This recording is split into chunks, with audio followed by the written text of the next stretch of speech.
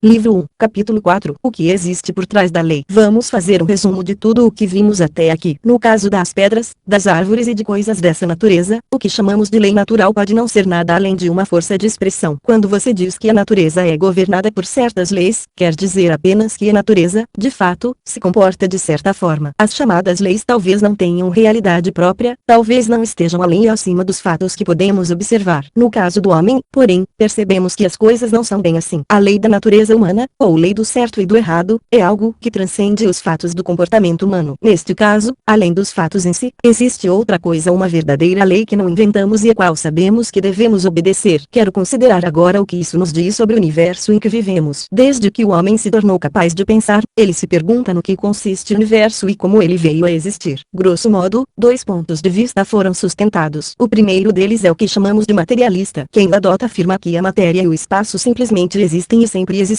Ninguém sabe por que a matéria, que se comporta de formas fixas, veio, por algum acidente, a produzir criaturas como nós, criaturas capazes de pensar. Numa chance em 1000, um corpo se chocou contra o Sol e gerou os planetas. Por outra chance infinitesimal, as substâncias químicas necessárias à vida e a temperatura correta se fizeram presentes num desses planetas, e, assim, uma parte da matéria desse planeta ganhou vida. Depois, por uma longuíssima série de coincidências, as criaturas viventes se desenvolveram até se tornarem seres como nós. O outro ponto de vista é o religioso. Segundo ele, o que existe por trás do universo se assemelha mais a uma mente que a qualquer outra coisa conhecida. Ou seja, é algo consciente e dotado de objetivos e preferências. De acordo com essa visão, esse ser criou o universo. Alguns dos seus desígnios são ocultos, enquanto outros são bastante claros. Produzir criaturas semelhantes a si mesmo, quero dizer, semelhantes na medida em que possuem mentes. Por favor, não pensem que um destes pontos de vista era sustentado há muito tempo e aos poucos foi cedendo lugar ao outro. Onde quer que tenha havido homens pensantes, os dois pontos de vista sempre apareceram de uma forma ou de outra. Notem também que, para saber qual deles é o correto, não podemos apelar à ciência no sentido comum dessa palavra. A ciência funciona a partir da experiência e observa como as coisas se comportam. Todo enunciado científico, por mais complicado que pareça à primeira vista, na verdade significa algo como apontei o telescópio para tal parte do céu às 2h20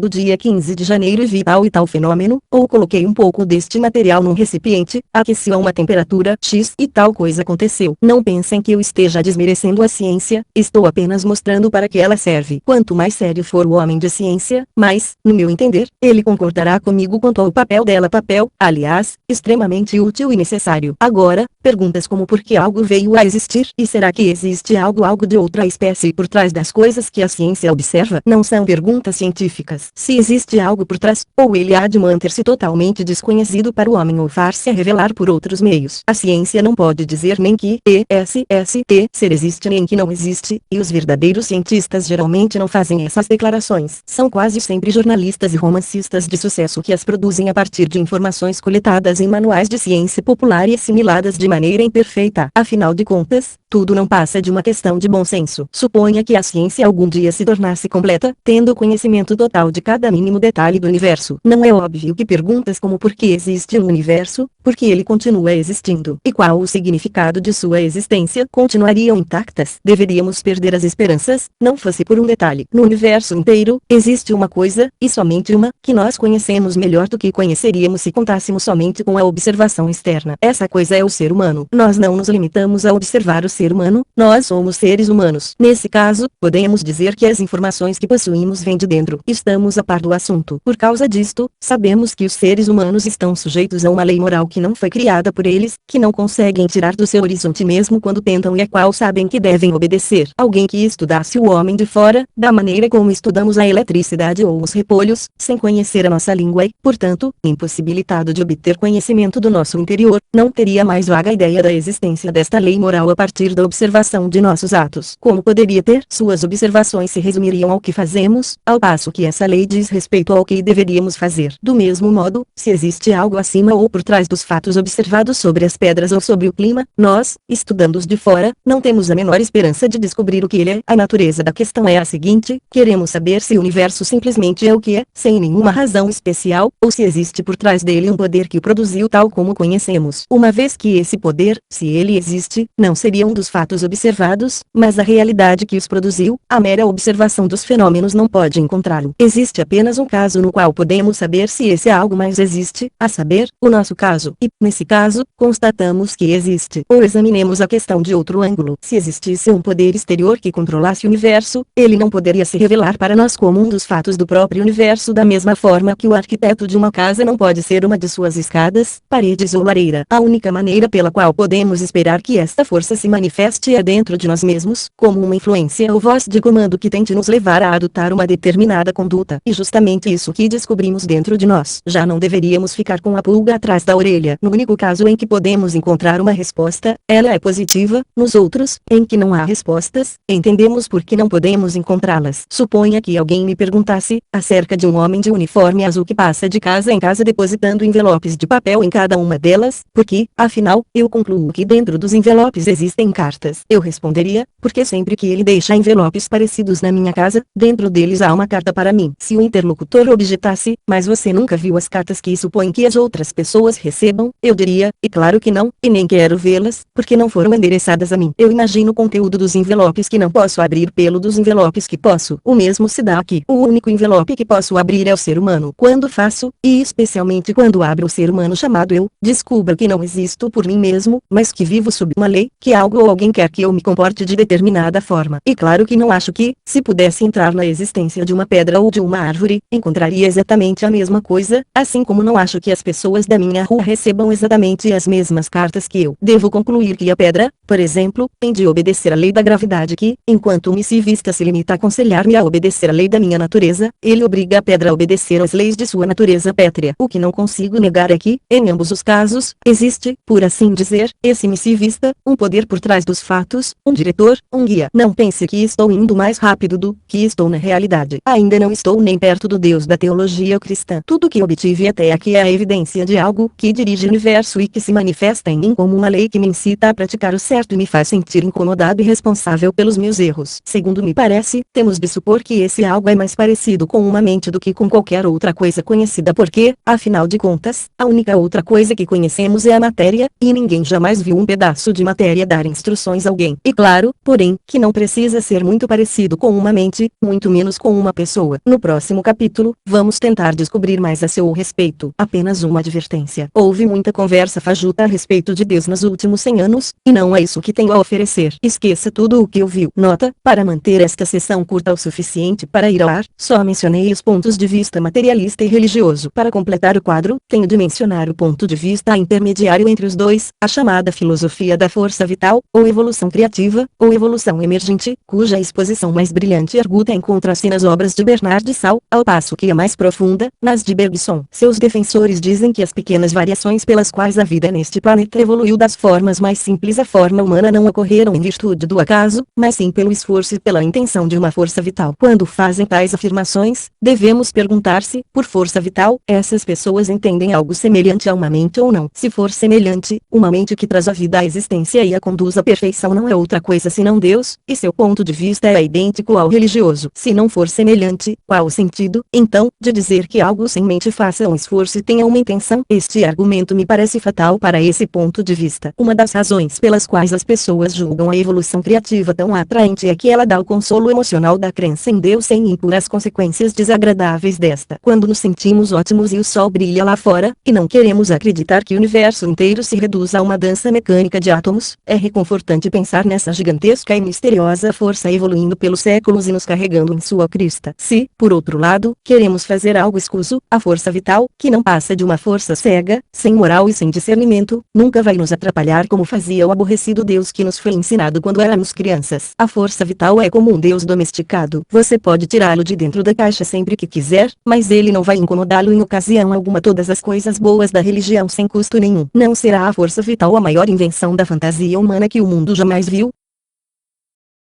O canal Livro Falado tem o propósito de oferecer boa literatura em forma de áudio aos deficientes visuais. Ajude este projeto se inscrevendo no canal, curtindo o vídeo e compartilhando com os seus amigos. Caso esteja gostando do livro, você pode adquiri-lo pelo link na descrição. Comprando pelo nosso link você ajuda o canal com uma pequena comissão sem que nada seja acrescentado ao valor da sua compra. Muito obrigado e nos vemos no próximo capítulo.